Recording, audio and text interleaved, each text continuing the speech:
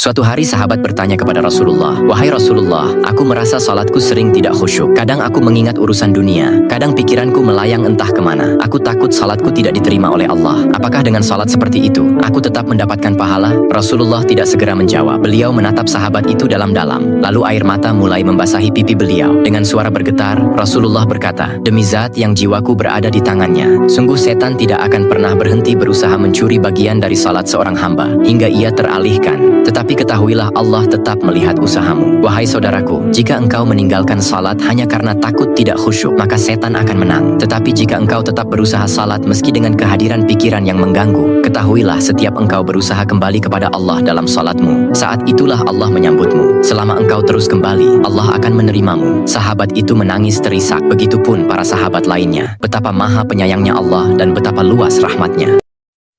Kalau lagi berantem sama istri itu mending ngalah deh.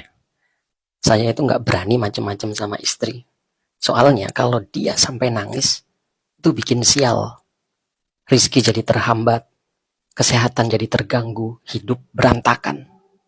Rasulullah sudah mengingatkan kita, sebaik-baik manusia itu yang paling baik akhlaknya kepada istrinya.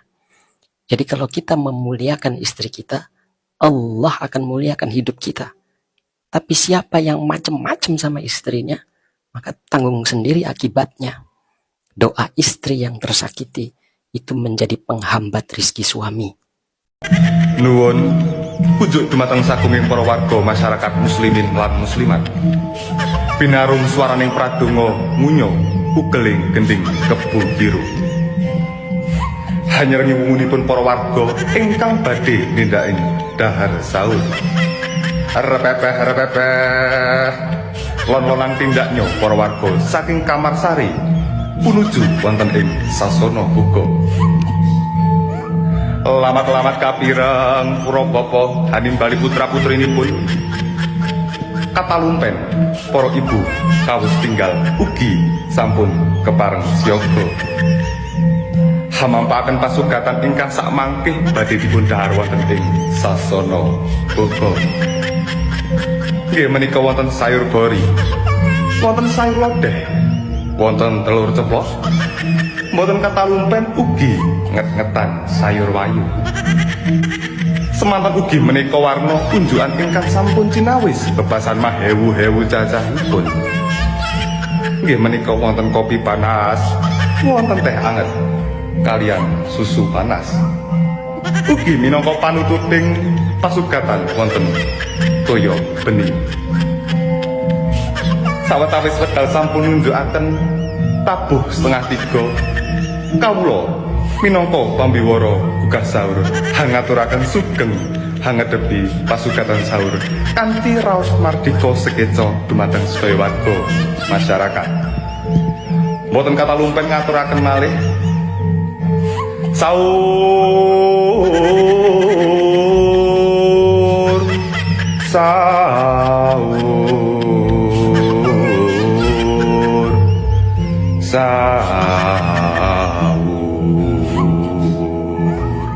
nuwun matur. Buka ya ana enak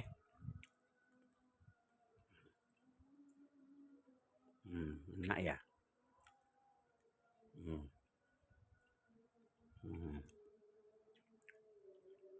Alhamdulillah. Wa malaka sumtu wa bika amantu wa ala rizqika aftartu bi rahmatika ya arhamar rahimin.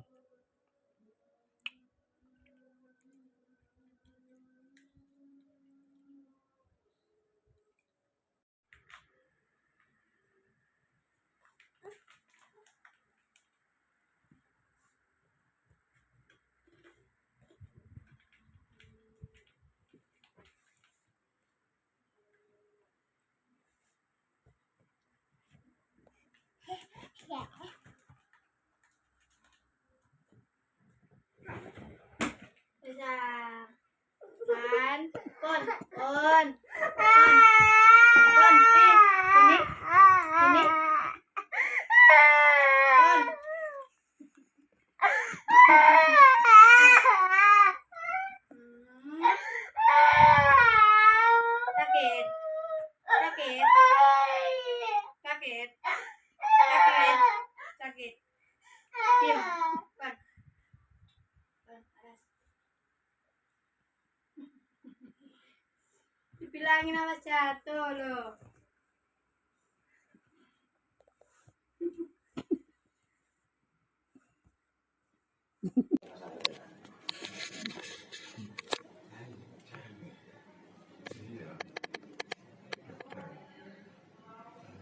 Sing lat ada wong telu. Ukur sama ini. Roman. Jenengan ya. Ini nonton TV ini itu bare cantik ya lap. Gitu. Terus kurban ini kok eksis banget. Iya, sam. Oh, setiap orang asing sih kuat ini. Perasaan kata ini loh. Ya, oh, belum kuat ini. Makanya kayak hijau-hijau terus pukulan hijau. Ya, bangi kacitar, kacitar.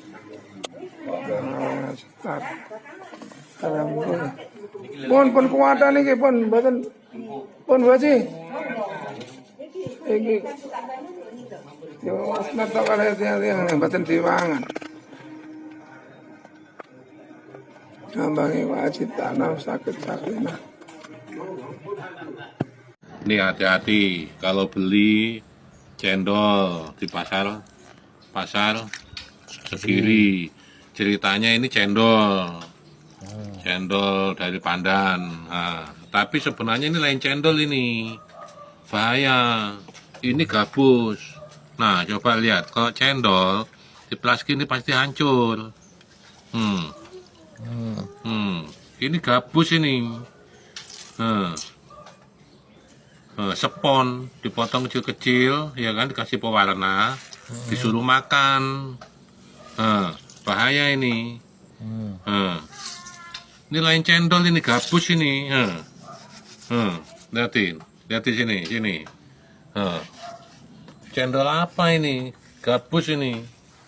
Bahaya ini, membunuh, merusak pencernaan ini. Kayak apa ini kalau dikunyah kan jadi penyakit. Sepon ini, lain cendol ini. Rusak, bahaya kan ini. Iya kan? Nyata ini. Jangan dibeli lagi nih, diviralkan aja di pasar Segiri. Mohon BP POM memeriksa ini. Bahaya. Cendol kok. Ini asli ini. Gabus atau? Tolong bujuk saya supaya sholat. Puasa saya lakukan, semua saya lakukan kecuali sholat. Ketika Allah perintahkan ibadah-ibadah yang lain, itu cukup perintah ayat saja turun. Allah perintah haji, ayat saja turun. Allah perintah puasa, ayat saja turun. Allah perintah bayar zakat, ayat saja turun. Tapi ketika Allah perintah sholat, tidak boleh ayat turun. Nabi dijemput oleh 2 malaikat, kemudian diajak naik, ketemu dengan Allah untuk menerima perintah ini. Kenapa? Karena perintah ini sangat penting. Mas, saya boleh dagang, bayar zakat sambil nyanyi. Saya boleh haji sambil nyanyi. Tawaf, labbaik Allahumma labbaik, labbaik la syarika lak labbaik. Boleh. Ya, saya bayar zakat boleh sambil nyanyi. Begadang jangan begadang. Kenapa? Sholat tak boleh. Allahu Akbar. Darah muda, darahnya pada batal sholat saya. Kenapa? Inilah puncak penghambaan kepada Allah. Jadi puncak penghambaan kalau saya meraku hamba, sholat. Yang paling mulia dalam tubuh kita, kepala. Adik-adik bercanda dipukul pantatmu masih senyum. Dorong dadamu masih senyum. Tapi jangan bercanda pukul kepalamu. Kau pukul kepala saya pasti saya marah. Kenapa? Harga diri di sini. Tapi ketika kita sholat, anggota tubuh yang paling mulia, kepala, rendahkan seperti kakimu. Kita akan Ini penting. Kalau saya sudah mulai ini. Oke. Ya, karena kalau ketika saya mau sholat, saya melihat banyak koruptor sholat. ya, Saya melihat banyak orang sholat yang kalau saya ajak ngomong main HP, nggak punya adab. yang paling enak memang sholat tidak korupsi. Yang paling nyaman memang, paling ideal, sholat jujur. Tapi wala talbisul haqqa bil batil, kata Allah. Allah tidak mencampurkan antara hak dan batil. Sholatmu beda, puasamu beda, maksiatmu beda. Itulah sehingga Allah hadirkan dua malaikat, rakit dan atid, mencatat yang baik di baik, yang salah salah. Tapi ini setan kan tidak membiarkan itu. Maka setan masuk. Nah, dia sholat tapi dia korup. Tapi Allah Maha Adil, maka ditimbanglah nanti mana yang lebih banyak, kebaikanmu atau keburukanmu. Kalau dia baik amalnya tapi tidak ada sholatnya, sia-sia. Kenapa?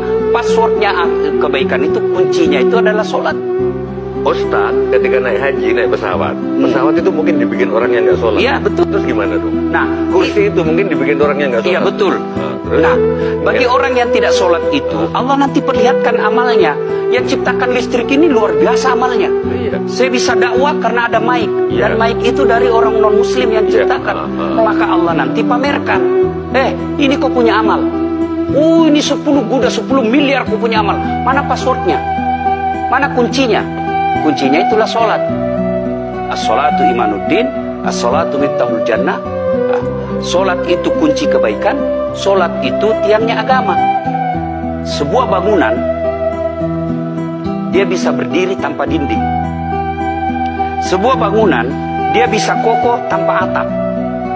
Tapi ketika bangunan tidak punya tiang, pasti tidak kokoh. Tiang itulah dalam agama sholat.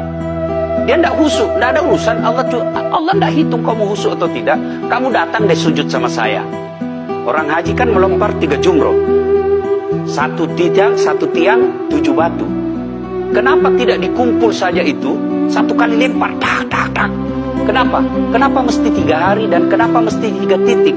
Itu pesan moralnya, melawan setan itu perlu napas panjang. Dengar azan, jangan pikir saya tahu duit tebar itu. Tidak usah kau sholat, nanti kau tua. Anggaplah pergi sholat, setan menyerah, tidak. Buru-buru kamu, buru-buru. Akhirnya apa? Wudhu tidak sempurna. Anggaplah anda wudhu dengan sempurna, setan menyerah, tidak. Masuk masjid, tidak usah sholat sunnah, tidak usah sholat sunnah.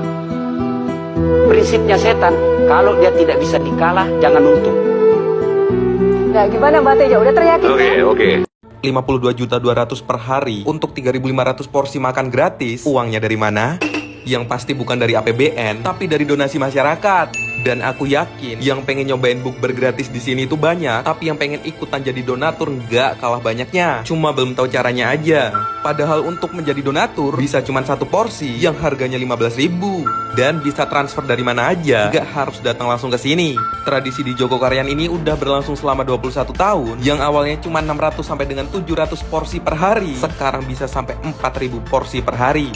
Dikali 15.000 udah 60 juta per hari. Ramadan sebelumnya dalam sebulan menyediakan 109.800 porsi dengan total dana 1.647 juta. Semua anggaran ini didapat dari donasi dan setiap akhir bulan uang donasinya harus habis untuk kebermanfaatan jamaahnya. Menu setiap harinya selalu berganti selama 30 hari. Semua makanan ini dimasak secara bergantian di rumah warga sekitar masjid.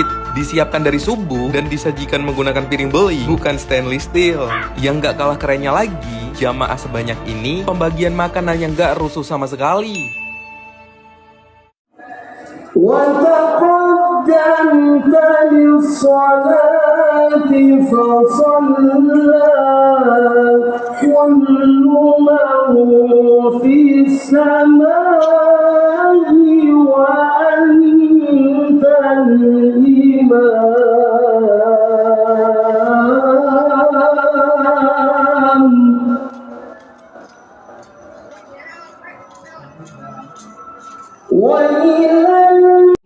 سلام على موسى وهارون إنا كذلك نجزي المحسنين إنهما من عبادنا المؤمنين وإن إلياس لمن المرسلين إذ قال لقومه ألا تتقون أتدعون فقرا وتذرون أحسن الخالقين اللهم ربكم ورب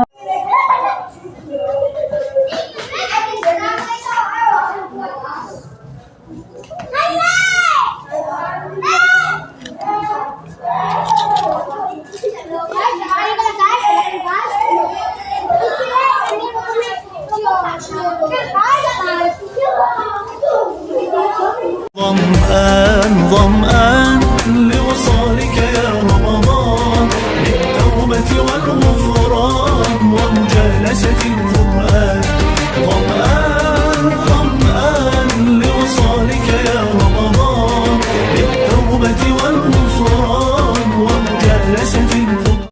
sahabat Nabi yang sulit bersyahadat menjelang ajalnya. Alqamah adalah salah satu sahabat Nabi yang dikenal taat dalam beribadah, namun saat menjelang ajalnya, lisannya menjadi keluh dan tak mampu mengucapkan kalimat syahadat. Istrinya yang panik segera mengirimkan utusan kepada Rasulullah. Beliau pun mengutus beberapa sahabat untuk mentalkinkannya. Meski berkali-kali dibimbing, lidahnya tetap saja keluh. Rasulullah bertanya, Apakah kedua orang tuanya masih hidup? Ibunya masih hidup ya Rasul. Beliau pun meminta dihadirkan. Saat ibu Alqamah datang, Rasulullah bertanya, Wahai ibu, bagaimanakah sosok Alqamah? Dia memang taat dalam hal beribadah. Hanya saja dia lebih mengutamakan istrinya daripada aku. Dan aku kecewa padanya. Mendengar murka si ibu, Rasulullah meminta Bilal mengumpulkan kayu untuk membakar Alqamah. Ya Rasul, janganlah engkau membakarnya. Wahai ibu, azab Allah jauh lebih berat. Jika engkau ingin Allah mengampuninya, ridholah padanya. Si ibu pun memaafkannya, dan seketika lidah Alqamah mampu mengucapkan syahadat. Sebesar apapun cinta pada pasangan, jangan lupakan bakti pada ibu.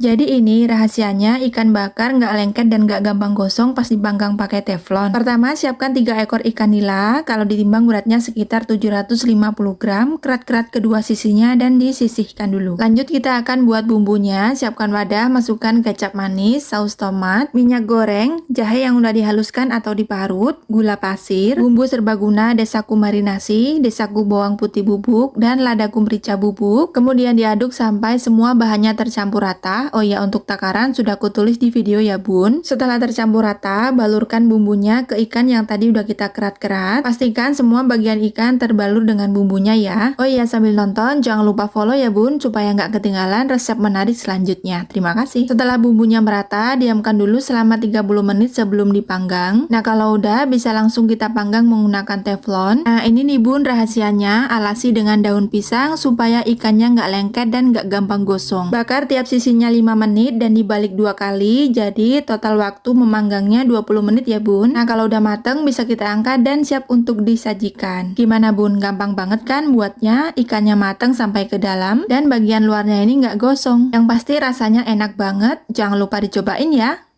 Rugi banget kalau ada orang yang bertemu dengan Ramadan tapi tidak sempat membaca Al-Quran. Rugi banget. Kalau di luar Ramadan kita mendapatkan 1 huruf bacaan Al-Qurannya itu 10 kebaikan. Kata Nabi SAW, saat kita membaca Alif Lam Mim, kata Nabi Alif Lam Mim itu bukan 1 huruf tapi 3 huruf, yang setiap hurufnya diberikan 10 kebaikan. Itu di bulan selain Ramadan. Tapi saat Ramadan 1 hurufnya itu bisa dilipat gandakan pahala kebaikannya. Ada yang menyebutkan 700 kali lipat. Ada yang menyebutkan berkali-kali lipat, saking tidak terhitungnya berlipat ganda, dilipat gandakan ketika Ramadan. Imam Syafi'i rahimahullah itu mampu menghatamkan Al-Quran setiap hari Ramadan 2 kali hatam Al-Quran. Berarti kalau 2 kali hatam, siang sekali, malam sekali.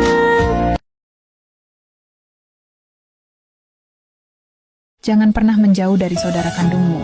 Apapun keadaannya, baik atau buruk, miskin atau kaya, hidup ini penuh liku. Dan akan ada saat di mana kita membutuhkan mereka. Ikatan darah adalah anugerah yang tak bisa terputus, meskipun hubungan adik dan kakak kadang terasa renggang, kadang pula sangat erat. Ingatlah, di balik semua itu ada seorang ibu yang hanya ingin melihat anak-anaknya hidup rukun dan saling mendukung sepanjang usianya. Rawatlah ikatan itu, karena saudara adalah teman sejati yang ditakdirkan oleh Tuhan. Semoga ini bisa menjadi pengingat bagi kita semua untuk menjaga hubungan keluarga.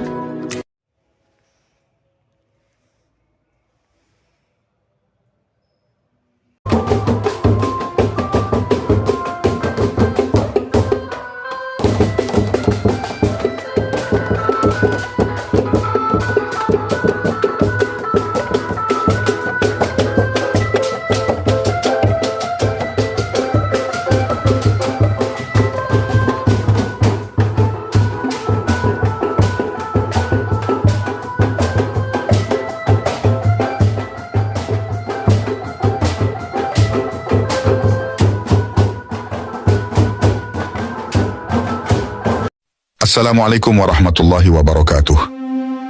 Pada suatu hari Khalifah Umar bin Khattab baru saja pulang dari silaturahmi dari negeri Syria. Seperti biasa Sayyidina Umar akan berjalan-jalan dan meninjau sekitar kawasan untuk melihat keadaan rakyatnya, untuk mengetahui sendiri akan penderitaan mereka. Dan pada kali ini Sayyidina Umar menuju ke sebuah pondok buruk yang didiami oleh seorang nenek tua. Sayyidina Umar pergi ke rumah nenek tersebut dengan menyamar sebagai orang biasa. Sudah menjadi kebiasaan Khalifah Umar menyamar menjadi orang awam karena beliau ingin melihat sendiri akan penderitaan yang dialami oleh rakyatnya. Dan beliau ingin mendapat maklumat atau pandangan dari mereka terhadap dirinya. Ketika beliau tiba di rumah nenek tersebut, beliau Khalifah Umar memberi salam dan bertanya, "Pernahkah nenek mendengar berita tentang Umar?" "Kabarnya Umar baru saja pulang dari Syria dengan selamat," kata nenek tua itu. Khalifah bertanya lagi, "Bagaimana pendapat nenek tentang khalifah kita itu?" Nenek menjawab, "Semoga Allah tidak akan memberi ganjaran baik kepadanya." Umar bertanya lagi, "Mengapa nenek berkata begitu?" "Dia sangat jauh dari rakyatnya. Semenjak menjadi khalifah dia belum pernah menjenguk pondokku ini. Apalagi lagi memberi uang kepadaku," jawab si nenek. "Bagaimana mungkin dia dapat mengetahui keadaan nenek, sedangkan tempat ini jauh dan terpencil?" kata Khalifah Umar. Nenek mengeluh dan berkata, "Subhanallah, tidak mungkin seorang khalifah tidak mengetahui akan keadaan rakyatnya walaupun di mana mereka berada." Mendengar kata-kata si nenek tadi, Khalifah Umar tersentak. "Celakalah aku, karena semua orang dan termasuk nenek ini mengetahui perihal diriku," kata Khalifah Umar dalam hatinya seraya penuh menyesalan sambil meneteskan air mata. Kemudian Sayyidina Umar berkata, "Wahai nenek, berapakah kamu hendak menjual kezaliman Umar terhadap nenek? Saya kasihan kalau Umar mati nanti akan masuk neraka. Itu pun kalau nenek mau menjualnya." "Jangan engkau bergurau denganku yang sudah tua ini," kata nenek. Lalu Khalifah Umar menyambung perkataannya, "Saya tidak bergurau, Nek. Saya serius. Berapakah nenek akan menjualnya? Saya akan menebus dosanya. Maukah nenek menerima uang sebanyak 25 dinar sebagai harga kezaliman Umar terhadap nenek?" Sambil menyerahkan uang tersebut kepada si nenek. "Terima kasih, Nak. Baik benar budimu, Nak," kata nenek sambil mengambil uang tersebut. Sementara itu, Sayyidina Ali bin Abi Thalib bersama Abdullah bin Mas'ud terlintas di kawasan itu dan melihat Khalifah Umar berada di situ di tempat si nenek. Mereka pun memberi salam kepada beliau Sayyidina Umar. "Assalamualaikum ya Amirul Mukminin." Mendengar ucapan tersebut, tahulah nenek bahwa tamu yang berbicara dengannya adalah Khalifah Umar bin Khattab, seorang Amirul Mukminin. Dengan perasaan takut dan gemetar nenek berkata, "Masya Allah, celakalah aku. Ampunilah nenek atas kelancangan nenek tadi, wahai Amirul Mukminin, karena nenek telah memaki Khalifah Umar di hadapan Tuan sendiri." Ratapan nenek telah menyadarkan Sayyidina Umar. "Tak mengapa, Nek. Mudah-mudahan Allah memberi restu kepada nenek," kata Sayyidina Umar. Ketika itu juga Khalifah Umar telah membuka bajunya dan menulis keterangan di atas bajunya sebagai berikut. Bismillahirrahmanirrahim. Dengan ini Umar telah menebus dosanya atas kezalimannya terhadap seorang nenek yang merasa dirinya dizalimi oleh Umar semenjak menjadi khalifah, sehingga dosanya itu ditebusnya dengan 25 dinar.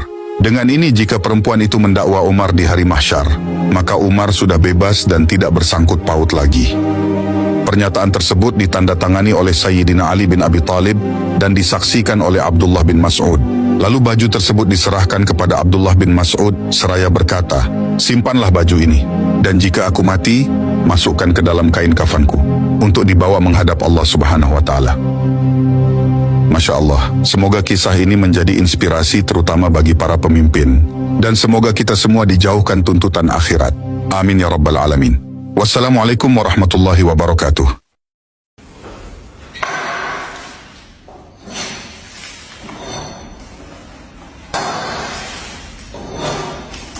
Kenapa sih nggak banyak yang pakai shower filter padahal air di Indonesia tuh kotor? Yang rajin skincarean tapi mandi, cuci muka pakai air sekotor ini, dengerin ya. Aku jadi tahu air di Indonesia sekotor apa karena pakai shower filter. Dan ini shower filter yang aku pakai sekarang, CC 6 Layers of Filtration Shower Set. Lihat deh, kotor banget. Teman-temanku juga udah banyak yang kasih lihat hasil pemakaian mereka. Bayangin kalau kotoran ini nggak disaring dan langsung ke kulit dan juga rambut kalian, akan bikin kulit kering, jerawat, gatal-gatal, dan juga bisa merusak gigi. CC 6 Layers of Filtration Shower Set cuma Rp299.000, tapi punya 6 tahap filtrasi.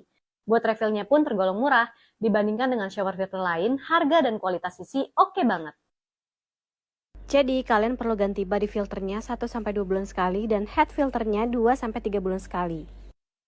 Buat yang mau coba juga, aku bagiin 10 sisi. Sedih banget kalau dapat komplain shower filter bocor kayak gini. Akhirnya, tim kami meminta customer refund untuk evaluasi kita ke depan. Ditonton videonya sampai habis ya. Minsi mau ngasih tahu ke customer juga untuk pasang shower filter dengan benar agar tidak dapat merugikan kalian yang udah menanti-nanti pemakaian shower filter sisi ini.